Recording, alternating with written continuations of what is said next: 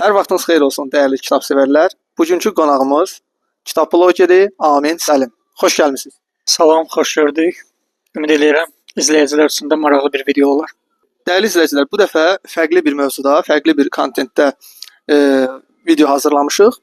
Amin, bu dəfə 2 kitab deyəcəyik. Birini saxla, birini sil. Hazırsan? Bəli, buyurun, başlayaq. Getdik.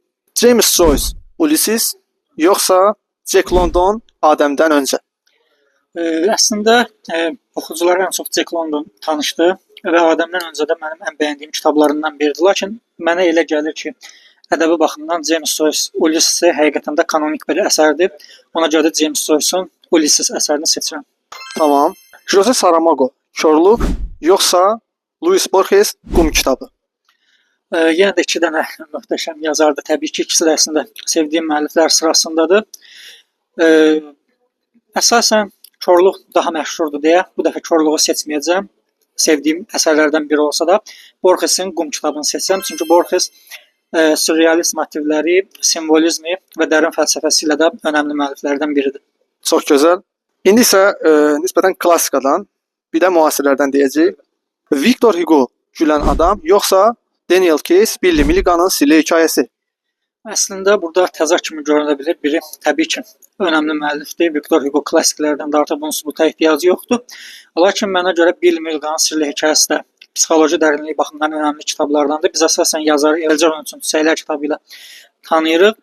Lakin mənə görə ən yaxşı əsəri Billy Milligan'ın Sirli hekayəsidir. Real hadisəyə əsaslanır və yazar birbaşa həmin şəxsin öz dilindən həyat hekayəsini qələmə alıb 20-dən yuxarı şəxsiyyəti olan Billy Milligan'ın ağracığı hekayəsini dinləmiş oluruq.